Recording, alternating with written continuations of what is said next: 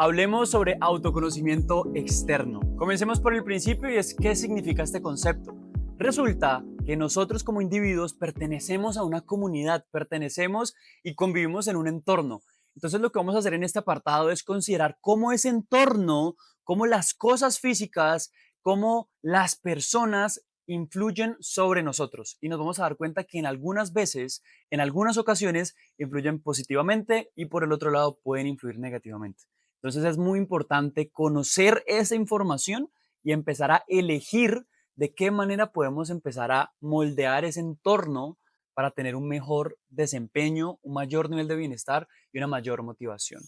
También es muy importante entender que no solamente se trata de cómo el entorno impacta en nosotros, también vamos a conocer cómo nosotros impactamos en ese entorno, cómo nosotros intervenimos e influimos positiva o también negativamente sobre esas personas o sobre esos objetos físicos. En esta lección vamos a dividir lo que es el autoconocimiento externo en tres fases o en tres puntos muy importantes.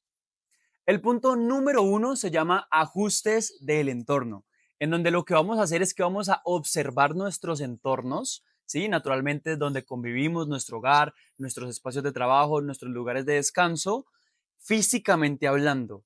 Y también vamos a analizar cómo está el clima dentro de esos entornos, es decir, cómo se siente la energía con las personas o qué energía se siente dentro de esos entornos.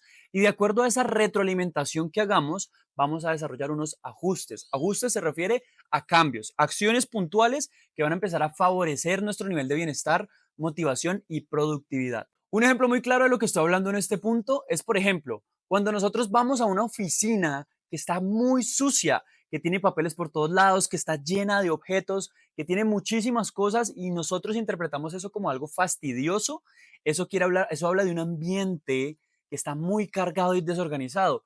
Lo que hace es que nos hace sentirnos desagradados, como que no nos hallamos en ese lugar. ¿Y cuál es la mejor alternativa o ajuste que podemos hacer? Organizar nuestra oficina, es decir, recoger los papeles, mantener las cosas en orden, mantener las cosas limpias y eso naturalmente va a favorecer a que nuestra mente se sienta de esa misma forma. Así que algo así estamos hablando. Aquí la palabra clave es diseño. La idea es que diseñes tu entorno favorable en todos los sentidos, que crees tus espacios físicos y tus relaciones de manera que esas te puedan potenciar y no reducir. Así que lo siguiente que vamos a hacer es analizar diferentes ámbitos de tu vida para hacer esos cambios tan importantes. Algunos de los ámbitos en los que vamos a trabajar son el ambiente de tu hogar, el ambiente de tu trabajo, y aquí te quiero especificar, el ambiente se refiere a lo material, a los mobiliarios, a las cosas, dónde están los papeles, dónde están los lápices, dónde está el computador. Se refiere ambiente a objetos físicos. ¿Listo? Ambiente laboral, ambiente del hogar. El tercer punto es que vamos a hablar sobre el clima de tu hogar. Es decir, cómo se siente la energía con las personas con las que convives, tanto en tu hogar como en tu parte laboral. Eso está muy relacionado con la energía que se siente, el ambiente que se siente. ¿Es un ambiente pasivo-agresivo o es más bien un ambiente sano, de claridad, divertido? Y es muy importante analizar esto. También vamos a hablar de puntos como tus horarios productivos, es decir, vamos a analizar durante todo el día cómo se comporta tu nivel de energía. Hay que entender que naturalmente hay momentos del día donde ya nos sentimos más agotados, de pronto es más difícil concentrarse, ejecutar cierto nivel de tareas y de acuerdo a ese autoconocimiento de cómo mi cuerpo se comporta durante el día, asimismo voy a programar mi rutina para ser aún más productivo. Y el punto número 6, si bien ya está implícito en algunos de los otros puntos, vamos a enfocarnos muchísimo en interpretar, en analizar cómo las personas influyen sobre nosotros. Y es muy importante empezar a hacer esta revisión porque las personas tienen una influencia directa y muy fuerte sobre nosotros. Muchas veces nos damos cuenta de que somos personas que no nos gusta hacer y nos ponemos a revisar por qué y es porque nos juntamos con ese tipo de personas y ni siquiera nos habíamos dado cuenta. O por el contrario, desarrollar relaciones conscientes con personas divertidas, saludables, interesantes, hay una que pasa, nos convierte en eso mismo. El segundo nivel de esta sección se llama impacto y así como su nombre lo dice es justamente el impacto que nosotros tenemos sobre los demás. Este punto es muy importante porque a veces creemos que solemos ser unas grandes personas, que somos personas vitamina para los demás y tenemos una autoestima muy interesante, muy chévere, pero está basado en la inconsciencia. Pero resulta que cuando nos colocamos a explorar en profundidad, resulta que nos empiezan a decir las personas y empezamos a entender que a lo mejor no estamos siendo vitaminas, sino que estamos siendo depresivos, es decir, que influimos negativamente en el entorno.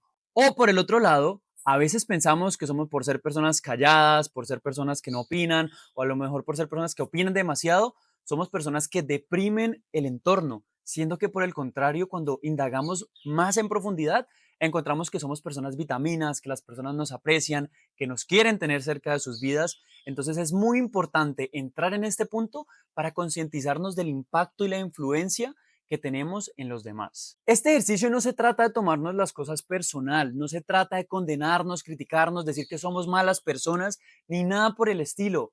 Se trata de genuinamente recibir una información, una retroalimentación y elegir desde la responsabilidad y la conciencia qué hacer con eso. Esta fuente de información es muy importante porque nos da la posibilidad de hacer un cambio, de hacer un ajuste, de empezar a comportarnos diferente, porque a lo mejor nos damos cuenta que estamos siendo excelentes personas, solamente que a veces nos quejamos, entramos en victimismo, somos personas que se burlan de los demás y tenemos este tipo de comportamientos que no nos hacen malas personas, pero que sí afectan negativamente a los demás. Entonces es una gran oportunidad para empezar a corregirlo. Y para finalizar, el punto número 3 es tu imagen pública. Este es un apartado que se parece muchísimo al impacto, pero la única diferencia es que ya no se trata de cómo tú impactas a los demás y esa no es la información preliminar. Lo que vamos a averiguar en este punto es qué imagen tienen los demás sobre ti. Y nuevamente, no se trata de tomárselo personal. No se trata de creer que los demás saben quién soy yo. Se trata simplemente, desde un acto de amor y vulnerabilidad, recibir la información de personas que me aman, que son importantes para mí, de diferentes perspectivas, para que eso me nutra y yo poder tomar nuevas decisiones, o mejor dicho, decisiones orientadas a una mejor versión de mí mismo o de mí misma. Así que es un apartado muy importante. Y no siendo más, vámonos de una vez a la práctica, porque la teoría es muy interesante, está súper chévere saber cosas, pero más importante es actuar y aprender a través de nuestra propia experiencia. Así que disfruta mucho este apartado porque es muy interesante y también muy retador. Pero bueno, vamos por todo.